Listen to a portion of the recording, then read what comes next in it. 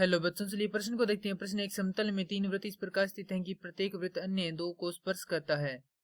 प्रत्येक वृत्त की त्रिज्या 10 सेंटीमीटर है। वृत्तों को बीच में घिरे हुए भाग का क्षेत्रफल ज्ञात कीजिए। हमें यहाँ पर तीन वृत्त दिए गए हैं, हमें इनके मध्य का ये जो भाग है इसका क्षेत्रफल निकालना है। तो यदि हम इनके केंद्रों को मिलाते हैं वृत्तों के, तो यह जो एक त्रिभुज हमें प्राप्त होता है वह एक समबाहु त्रिभुज प्राप्त होता है, क्योंकि इन सभी की जो त्रिज्या है वह क्या है, बराबर है। तो प्रश्न को आगे हल करें उससे पहले जो प्रश्न की मुख्य अवधारणा है उस पर विचार करते हैं। तो इस प्रश्न के लिए जो मुख्य अवधारणा है वह हो जाएगी त्रिज्या खंड का क्षेत्रफल का सूत्र। अर्थात हम यहाँ पर यह देखेंगे त्रिज्या खंड के क्षेत्रफल का सूत्र क्या होता है। तो त्रिज्या खंड का क्षेत्रफल का सूत्र होता है त्रिज्या खंड का क्षेत्रफल बराबर थीटा बटा 360 गुणा में पाई आर का वर्ग, जहां थीटा है कोण तथा आर है त्रिज्या। पाई का मान होता है 22/7। तो यहाँ पर जो थीटा है उसका मान कितना होगा, 60 डिग्री होगा, क्योंकि हम जानते हैं कि जो समकोण समबाहु त्रिभुज है उसके प्रत्येक कोण का मान कितना होता है, 60 डिग्री होता है।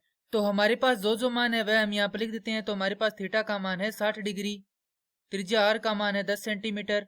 चूंकि यहाँ पर ये भी त्रिज्या है और ये भी त्रिज्या है, तो ये जो त्रिभुज है उसकी एक भुजा कितनी त्रिज्याओं से मिलकर बनी है, 2 त्रिज्याओं से। तो यहाँ पर लिख देंगे भुजा ए बराबर है हमारे पास 10 योग 10 अर्थात 20 सेंटीमीटर। अब हम यहाँ पर सबसे पहले त्रिज्या खंडों का क्षेत्रफल निकालेंगे।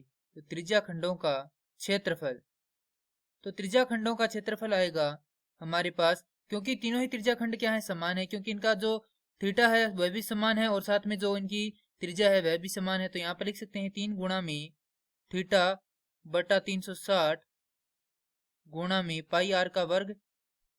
हल करेंगे तो हमारे पास आएगा 3 गुणा में थीटा का मान है 60 बटा 360 गुणा में पाई का मान होता है 22/7 गुणा में आर का मान है हमारे पास 10, तो 10 का वर्ग अर्थात 10 गुणा 10। तो 3 यहाँ पर 60 से ये कटेगा 6 बार और 3 से 6 कट जाएगा 2 बार, 2 से इसको काटेंगे तो ये कटेगा 11 बार। तो हमारे पास यहाँ पर आ जाएगा 1100/7 वर्ग सेंटीमीटर। अब हम क्या करेंगे, त्रिभुज का जो क्षेत्रफल है वह निकालेंगे। तो यहाँ पर लिखेंगे त्रिभुज का क्षेत्रफल। तो त्रिभुज का क्षेत्रफल होता है जो समबाहु त्रिभुज है हमारे पास, तो इसका क्षेत्रफल का सूत्र होता है वर्गमूल 3/4 गुणा में भुजा का वर्ग।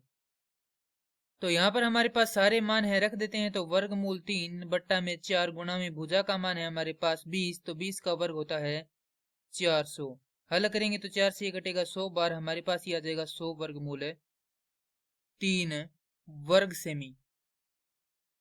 अब यहाँ पर हमें जो शेष भाग है उसका क्षेत्रफल निकालना है। तो शेष भाग के क्षेत्रफल के लिए हम क्या करते हैं, त्रिभुज में से इन तीनों त्रिज्या खंडों का क्षेत्रफल घटा देते हैं।